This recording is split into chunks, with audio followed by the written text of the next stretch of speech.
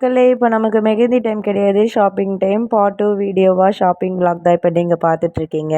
எண்ணூரில் மெஹந்தி முடிச்சுட்டு பஸ் ஸ்டாப்பில் 1/2 ஹவராக வெயிட் பண்ணேன். பஸ்ஸே வரல. 1/2 ஹவர் ஆச்சு. 1 ஹவர் கழிச்சு தான் பஸ்ஸே வந்தது. ஸ்ட்ரெயிட்டாக சவுகார்பேட் போயிட்டு நாங்கள் தேவையான திங்ஸ் எல்லாம் வாங்கிட்டோம்.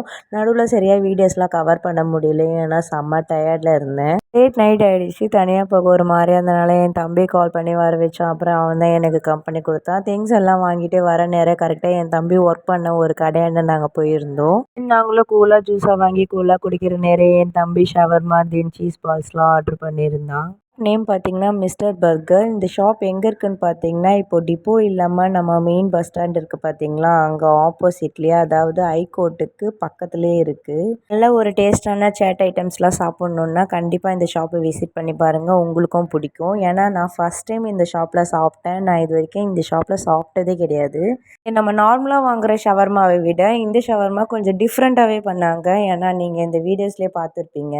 இந்த ஷாப்புக்கு மெயினான இன்க்ரீடியண்ட்டே அவங்க போடுற அந்த மெயின் சாஸ் தான். ரொம்ப சூப்பராகவே இருந்தது. அதுவும் இல்லாமல் அவங்க இப்போ தான் அந்த சீஸ் பால்ஸே லான்ச் பண்ணியிருக்காங்க. அதுவும் சூப்பராக இருந்தது.